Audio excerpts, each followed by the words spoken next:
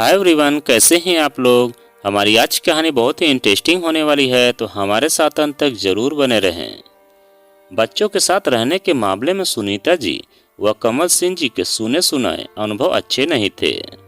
अपने दोस्तों व सगे संबंधियों के कई अनुभवों से वे अवगत थे कि बच्चों के पास जाकर जिंदगी कितनी बेगानी हो जाती है। लेकिन अब मजबूरी थी कि उन्हें बच्चों के पास जाना ही था, क्योंकि वे शारीरिक व मानसिक रूप से लाचार हो गए थे। उम्र अधिक हो जाने से शरीर कमजोर हो गया था। कमल सिंह के लिए अब बाहर के छोटे मोटे काम निपटाना भी भारी पड़ रहा था। कार चलाने में दिक्कत होती थी। सुनीता वैसे तो घर का काम कर लेती थी, लेकिन अकेले ही पूरी जिम्मेदारी संभालना मुश्किल हो जाता था। नौकर चाकरों का कोई भरोसा नहीं। काम वाली थी, कभी आई कभी नहीं। छुट्टियां न मिलने की वजह से बेटा सिद्धार्थ भी कम ही आ पाता था, इसलिए उन्हें अब मानसिक अकेलापन भी खलने लगा था।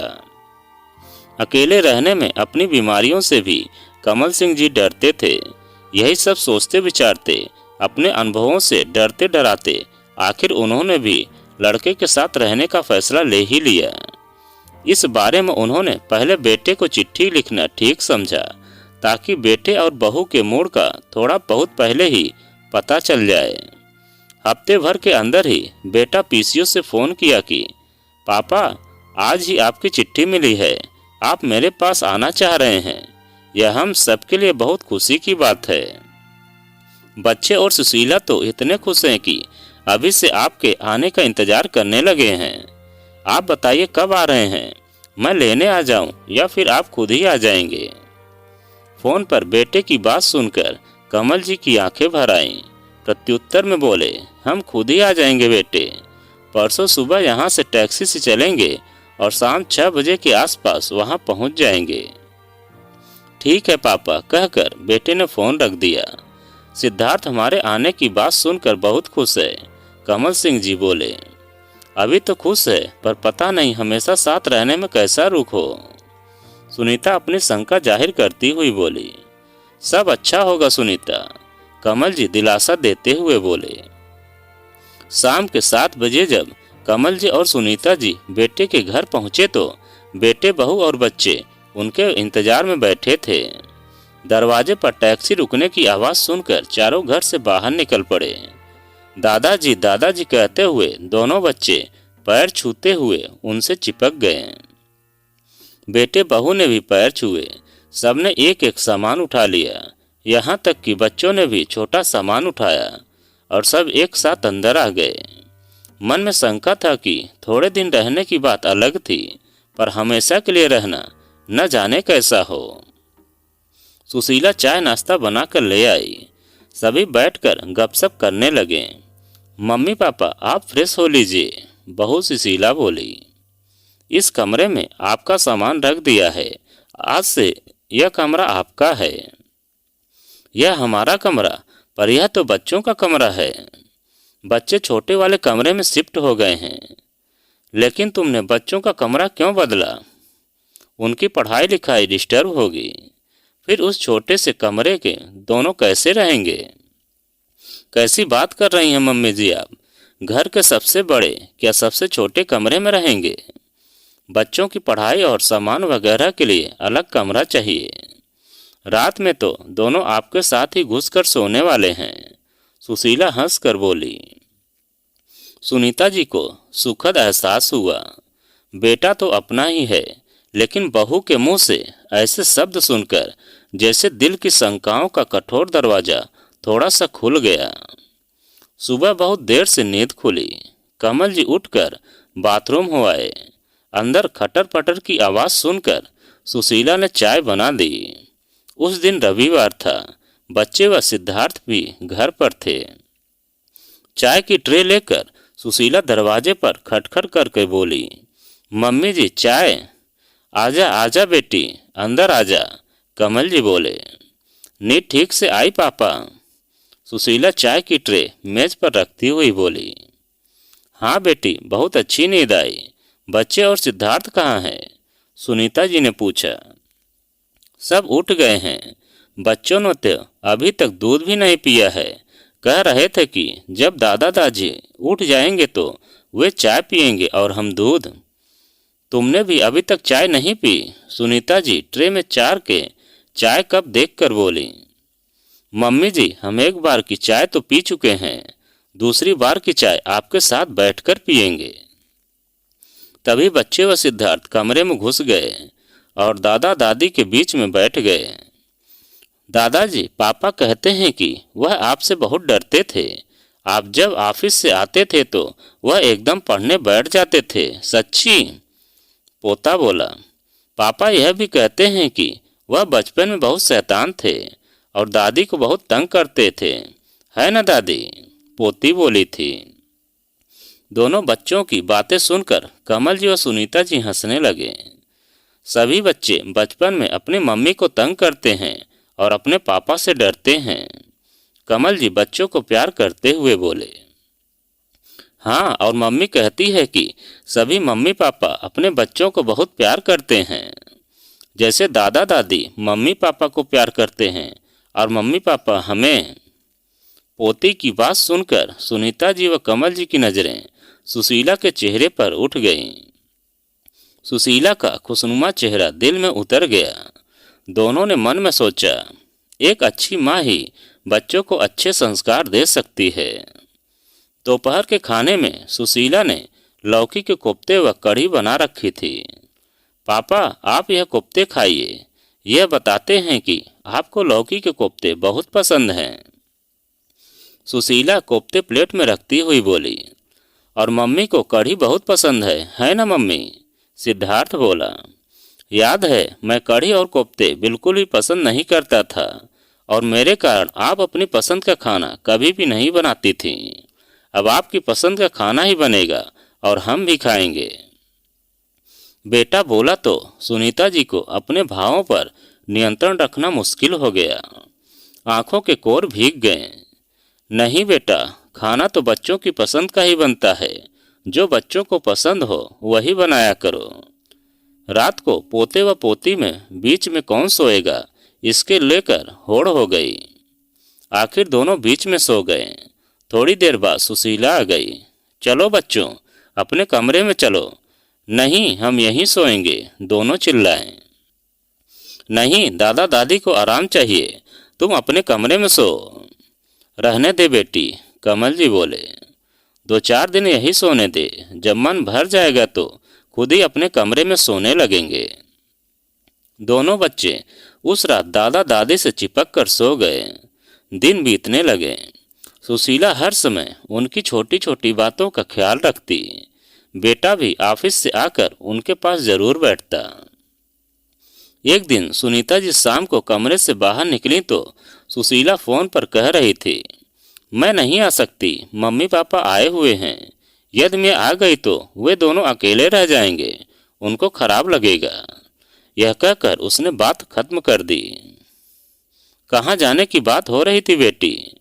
कुछ नहीं मम्मी जी, ऐसे ही मेरी सहेली बुला रही थी कि बहुत दिनों से आई नहीं। तो क्यों नहीं जा रही हो?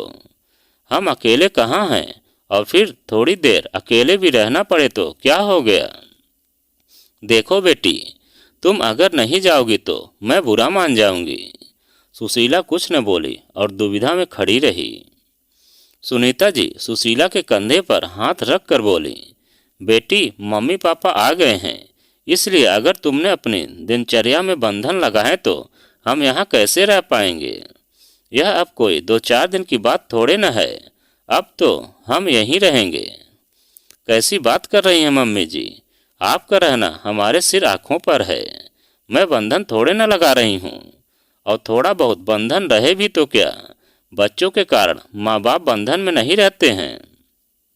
फिर बच्चों को भी माँ बाप के कारण बंधन पड़े तो कौन सी बड़ी बात है? सुशीला की बात सुनकर सुनीता जी ने चाहा कि उसको गले लगाकर खूब प्यार करें। सुनीता जी ने सुशीला को जबरन भेज दिया। धीरे धीरे सुनीता की कोशिश से सुशीला भी अपनी स्वाभाविक दिनचर्या में रहने लगी। उसने 1-2 किटी पार्टी भी डाली हुई थी, तो सुनीता जी ने उसे वहां भी जबरदस्ती भेज दिया। उसकी सहेलियां जब घर आती तो सुनीता चाय बना देती, नाश्ते की प्लेट सजा देती। सुशीला के मना करने पर प्यार से कहती, तुम जो हमारे लिए इतना करती हो, थोड़ा सा मैंने भी कर दिया तो कौन सी बड़ी बात कर दी। सिद्धार्थ व सुशीला को अब कई बातों की दुविधा हो गई थी। कहीं जाना होता तो दादा दादी के होने से बच्चों की तरफ से दोनों ही निश्चिंत रहते थे। महीना खत्म हुआ। कमल सिंह को पेंशन मिली। उन्होंने अपना पैसा बहू को देने की पेशकश की तो सिद्धार्थ व सुशीला दोनों नाराज हो गए। पापा, आप कैसी बातें कर रहे हैं? पैसा देकर ही रहना है तो आप कहीं भी रह सकते हैं। आपने हमारे लिए जीवन भर इतना किया, पढ़ाया लिखाया और मुझे इस लायक बनाया कि मैं आपकी देखभाल कर सकूं। सिद्धार्थ बोला। लेकिन बेटा, मेरे पास हैं इसलिए दे रहा हूं। नहीं पापा, पैसा देकर तो आप मेरा दिल दुखा रहे हैं। जब दादी जी और दादाजी आपके पास रहने आए थे तो उनके पास देने के लिए कुछ भी नहीं था, तो क्या आपने उनकी देखभाल नहीं की थी? जितना आपसे बन सकता था आपने उनके लिए किया, और आपके पास पैसा है तो आप हमसे हमारा सेवा करने का अधिकार क्यों छीनना चाहते हैं? यह सुनकर कमल सिंह निरुत्तर हो गए। सुनीता आश्चर्य से अपने उस लापरवाह बेटे को देख रही थी जो आज इतना समझदार हो गया है। सिद्धार्थ ने जब पैसे लेने से साफ मना कर दिया तो कमल सिंह ने पोते और पोती के नाम से बैंक में खाता खोल दिया और जो भी पेंशन का पैसा मिलता उसमें डालते रहते। बेटे ने उनका मान रखा था और वह बेटे का मान रख रहे थे। एक दिन कमल सिंह सुबह उठे तो बदन टूट रहा था और कुछ बुखार सा महसूस कर रहे थे। सुनीता ने उनका उतरा चेहरा देखा तो पूछ बैठी, क्या हुआ, तबीयत ठीक नहीं है क्या? हाँ, कुछ बुखार सा लग रहा है। बुखार है? सुनीता घबराकर माथा छूती हुई बोली, सिद्धार्थ को बुलाती हूँ। नहीं सुनीता, उसे परेशान मत करो, शाम तक देख लेते हैं, शायद ठीक हो जाए। और सुनीता जी चुप हो गईं। लेकिन शाम होते होते बुखार बहुत तेज हो गया। दोपहर के बाद कमल सिंह लेटे तो उठे ही नहीं। शाम को ऑफिस से आकर सिद्धार्थ पापा के साथ ही चाय पीता था। कमल सिंह जब बाहर नहीं आए तो सुशीला कमरे में चली गई। सुनीता कमल सिंह का सिर दबा रही थी। पापा को क्या हुआ मम्मी जी? तेरे पापा को बुखार है। बुखार? कहती हुई सुशीला ने बहू की सारी औपचारिकताएं त्याग कर कमल सिंह के माथे पर हाथ रख दिया। पापा को तो बहुत तेज बुखार है, तभी पापा आज सुबह से ही सुस्त लग रहे थे। आपने बताया भी नहीं। मैं सिद्धार्थ को बुलाती हूँ। इतना कहकर सुशीला सिद्धार्थ को बुला लाई। सिद्धार्थ जल्दी आ गया और मम्मी पापा को तकलीफ न बताने के लिए एक प्यार भरी डांट लगाई। फिर डॉक्टर को बुलाने चला गया। डॉक्टर ने जांच करके दवाइयां लिख दी। मौसमी बुखार है, 2-3 दिन में ठीक हो जाएंगे, डॉक्टर बोला। बेटा बहू, पोता और पोती सब कमल सिंह को घेर कर बैठ गए। सुशीला ने जब पढ़ाई के लिए डांट लगाई तब बच्चे पढ़ने गए। खाने में क्या बना दूं? सुशीला ने पूछा। कमल सिंह बोले, तुम जो बना देती हो वही स्वादिष्ट लगता है बहू। नहीं पापा, बुखार में आपका जो खाने का मन है वही बनाऊंगी। तो फिर थोड़ी सी खिचड़ी बना दो। थोड़ा सा सूप भी बना देना सुशीला। पापा को सूप बहुत पसंद है, सिद्धार्थ बोला। कमल सिंह को अटपटा लग रहा था कि सिद्धार्थ उनके लिए इतना कुछ कर रहा है। उनकी हिचकिचाहट देखकर सिद्धार्थ बोला, मैं कुछ नया नहीं कर रहा हूँ पापा। आप दोनों ने दादा दादी की जितनी सेवा की उतनी तो हम आपकी कभी भी नहीं कर पाएंगे। पापा, मैं तब छोटा था, आज जो कुछ भी हम करेंगे हमारे बच्चे वही सीखेंगे। बड़ों का तिरस्कार करके हम अपने बच्चों से प्यार और आदर की उम्मीद कैसे कर सकते हैं? यह कोई एहसान नहीं है पापा, अब आप आराम कीजिए। हमारा बेटा औरों जैसा नहीं है ना? सुनीता भर्राई आवाज में बोली। हाँ सुनीता, वह बुरा कैसे हो सकता है? तुमने सुना नहीं उसने क्या कहा? हाँ, बच्चों में संस्कार उपदेश देने से नहीं आते, घर के वातावरण से आते हैं। जिस घर में बड़ों का महत्वपूर्ण स्थान होता है, उस घर में बच्चे बड़ों को आदर देना सीखते हैं। और जिस घर में बड़ों का तिरस्कार होता है, उस घर के बच्चे भी तो वही सीखेंगे। एक पल रुककर सुनीता फिर बोली, हम दोनों ने अपने माता पिता की सेवा व उचित देखभाल की। हमारी गृहस्थी में उनका स्थान हमेशा ही महत्वपूर्ण रहा है। वही हमारे बच्चों ने सीखा है। लेकिन अधिकतर लोग अपने बच्चों से तो सेवा व आदर की उम्मीद करते हैं, लेकिन वे अपने जीवन में अपने बड़ों की मौजूदगी को भुला चुके होते हैं। सुनीता जी के मन से आज सारे संशय खत्म हो चुके थे। उनके सगे संबंधियों दोस्तों ने उन्हें अपने अनुभव बताकर उनके मन में बेटे बहू के प्रति डर व नकारात्मक विचार पैदा किए। अब वे अपने अनुभव बताकर दूसरों के मन में बेटे बहू के प्रति प्यार व सकारात्मक विचार भरेंगे। कमल सिंह ने संतोष से आंखें मूंद ली और सुनीता कमरे की लाइट बंद कर बहू की सहायता करने के लिए रसोई में चली गई। आखिर इंसान जो अपनी जिंदगी में बोएगा वही तो काटेगा। कांटे बोकर फूलों की उम्मीद करना तो मूर्खता है। इसलिए अपने बच्चों को बड़ों का आदर करना सिखाना चाहिए। तो दोस्तों, यह कहानी आपको कैसी लगी कमेंट में लिखकर हमें ज़रूर बताएं। और आप अगर हमारे चैनल पर नए हैं तो प्लीज़ चैनल को सब्सक्राइब करें और वीडियो को एक लाइक ज़रूर करें और एक प्यारा सा कमेंट हमें ज़रूर करें।